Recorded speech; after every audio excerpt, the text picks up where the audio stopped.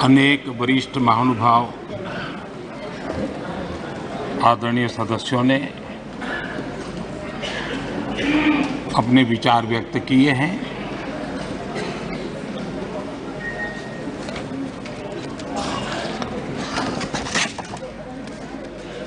करीब सभी के विचार मुझ तक विस्तार से पहुंचे भी हैं।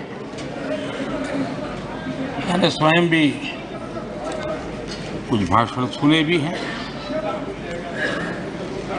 आदरणीय अध्यक्ष जी, देश की जनता ने हमारी सरकार के प्रति बार बार जो विश्वास जताया है,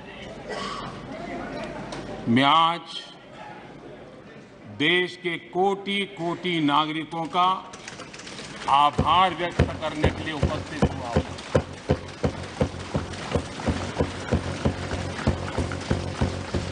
और अध्यक्ष जी कहते हैं भगवान बहुत दयालु है और भगवान की मर्जी होती है कि वो किसी न किसी के माध्यम से अपनी इच्छा की पूर्ति करता है, किसी न किसी को माध्यम बनाता है। मैं इसे भगवान का आशीर्वाद मानता हूं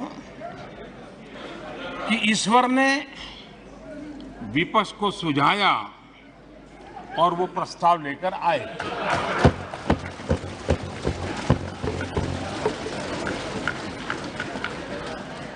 दो 2018 में भी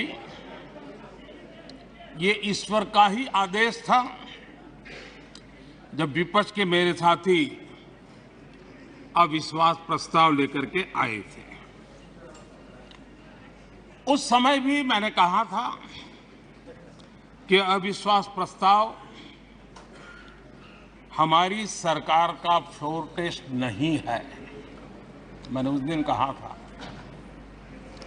बल्कि ये उन्हीं का फ्लोर टेस्ट है। ये मैंने उस दिन भी कहा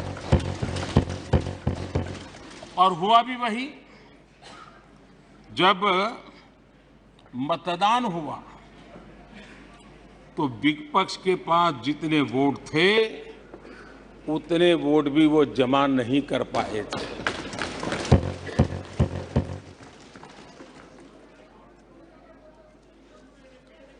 और इतना ही नहीं, जब हम सब जनता के पास गए तो जनता ने भी पूरी ताकत के साथ इनके लिए नो कॉन्फिडेंस घोषित कर दिया।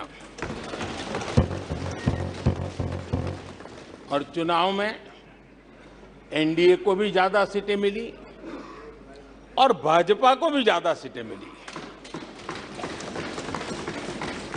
यानी एक तरह से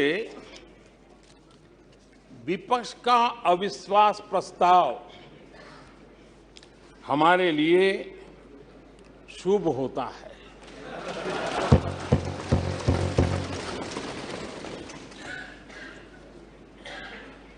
और मैं आज देख रहा हूं कि आपने तय कर लिया है कि एनडीए और बीजेपी 2024 के चुनाव में पुराने सारे रिकॉर्ड तोड़ करके भव्य विजय के साथ जनता के आशीर्वाद से वापस आएंगे। आदरणीय अध्यक्ष जी, विपक्ष के प्रस्ताव पर यहां 3 दिनों से अलग अलग विषयों पर काफी चर्चा हुई है। अच्छा होता कि सत्र की शुरुआत के बाद से ही विपक्ष ने गंभीरता के साथ सदन की कार्यवाही में हिस्सा लिया होता। बीते दिनों इसी सदन ने और हमारे दोनों सदन ने Janvishwas bill, mediation bill, dental commission bill आदिवासियों के लिए जुड़े हुए bill, digital data protection bill, national research foundation bill, coastal aquaculture से जुड़ा बिल, ऐसे कई महत्वपूर्ण बिल यहां पारित किए। और ये ऐसे बिल थे जो हमारे फिशरमैन के हक के लिए थे और उसका सबसे ज्यादा लाभ केरल को होना था और केरल के सांसदों से ज्यादा अपेक्षा थी कि ऐसे बिल पर तो अच्छे ढंग से हिस्सा लेते, लेकिन राजनीति उन पर ऐसी हावी हो चुकी है कि उनको फिशरमैन की चिंता नहीं है।